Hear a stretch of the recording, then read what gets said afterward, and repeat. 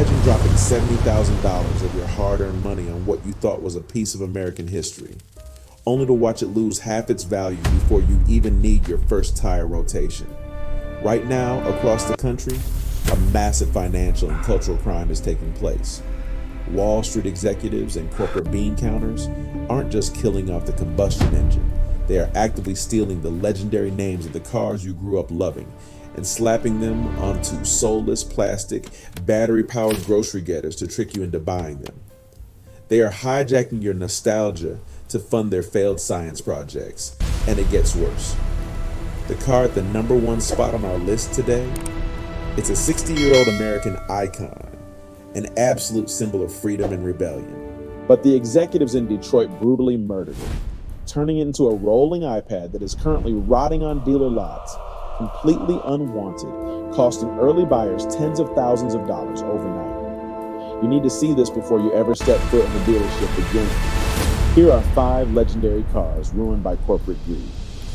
If you were anywhere near the car scene in the late 90s and early 2000s, the Mitsubishi Eclipse was royalty.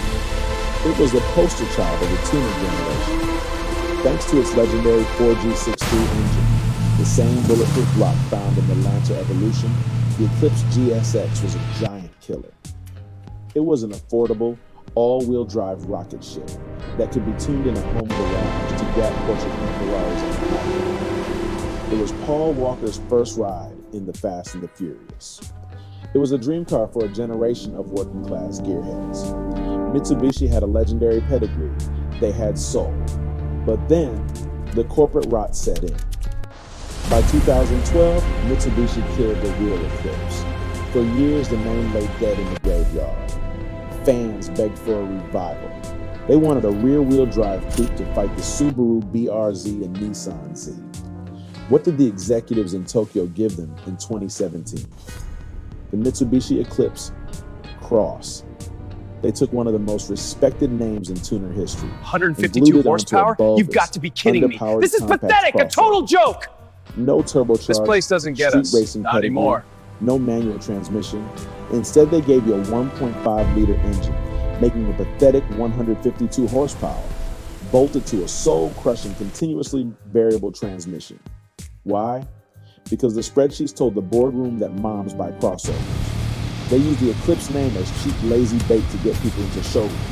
The result? An absolute insult to the enthusiast.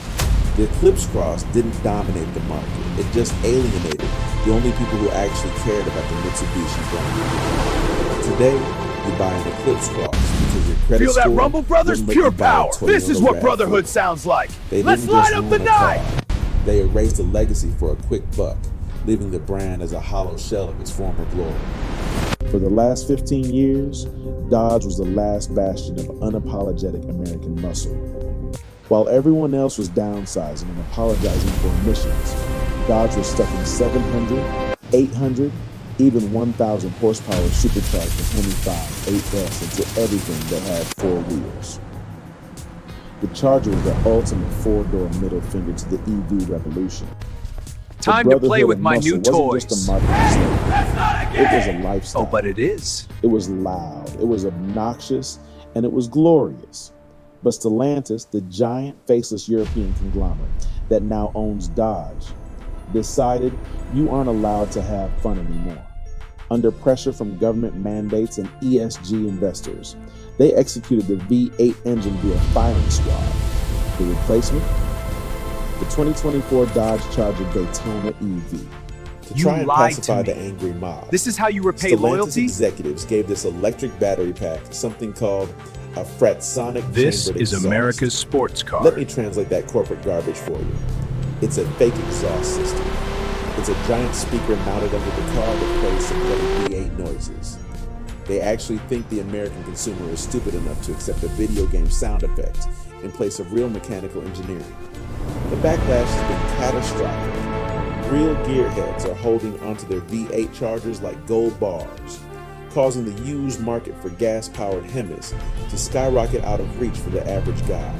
Meanwhile, Dodge is expecting traditional muscle car guys This is to pay it, premium the label prices we've been waiting for a for. heavy 70 silent years of battery history sled reduced to a that brand. loses its Let's charger exploit it. loyalty. Stellantis didn't just kill the V8, They treated their most loyal customers like idiots. Since 1953, the Chevrolet Corvette has been America's sports car. It is sacred ground.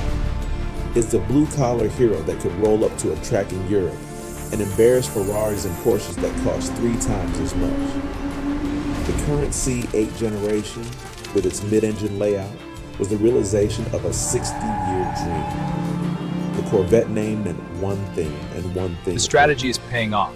A beautiful move. Uncompromised Agreed. performance. Let's push forward. The projections look But in the modern strong. corporate world, nothing is sacred. The Wall Street executives looked at Porsche making billions off the Cayenne and Macan SUVs when they started dreaming.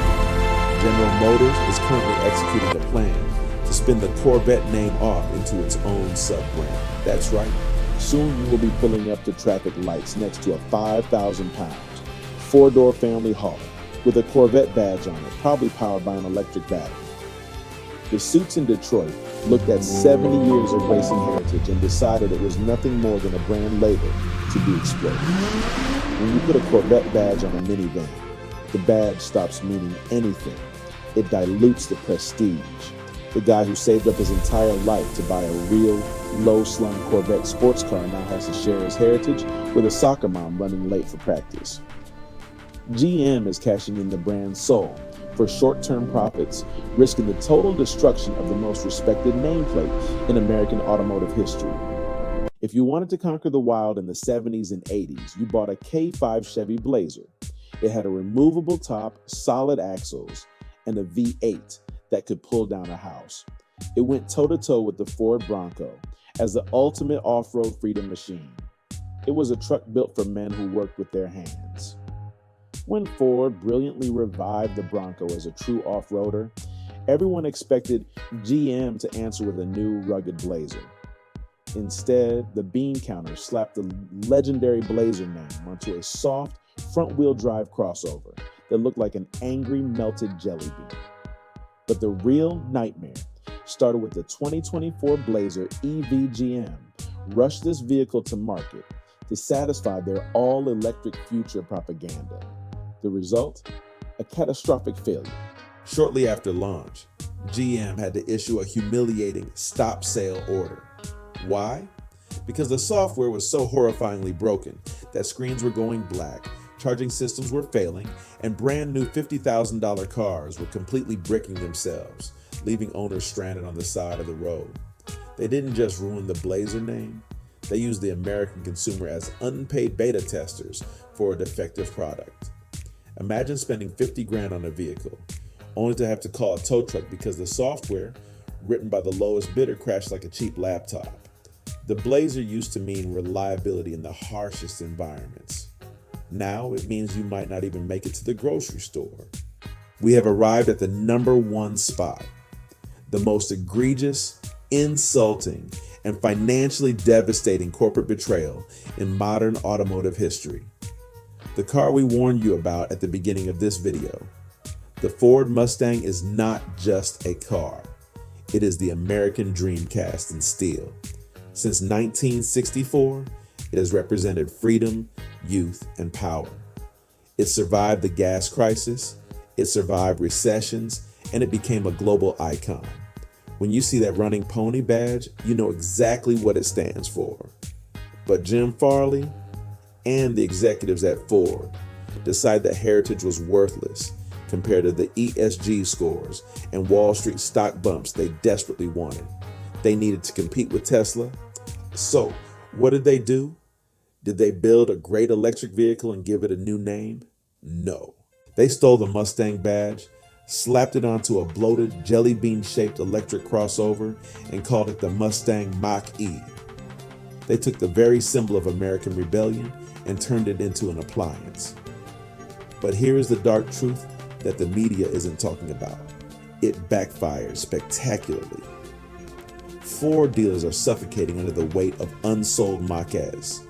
They are sitting on lots for hundreds of days. Ford has been forced to slash prices by tens of thousands of dollars just to get rid of them. Who pays the ultimate price for corporate greed?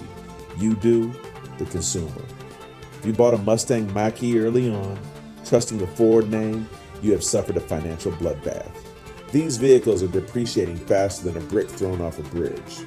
A car that cost you $60,000 is suddenly worth $30,000 practically overnight, simply because Ford slashed the MSRP to clear their own bloated inventory. They destroyed an American icon, alienated their most loyal fans, and burned the wallets of early adopters, all to satisfy a boardroom fantasy that nobody asked for. The auto industry used to be run by car guys, engineers who wanted to build something that made your heart beat faster. Today, it's run by accountants, hedge funds, and politicians who see your passion as nothing more than a marketing tool to sell you disposable, battery-powered appliances. Don't let them trick you. When you see a legendary nameplate glued to the back of a plastic crossover, walk away, keep your wallet closed. I want to hear from you. Which classic American car do you think Wall Street is going to murder next? Drop your thoughts in the comments below. And if you want to know the truth about what's really happening in the auto industry, hit that subscribe button. Don't let the dealers take you for a ride. See you next time.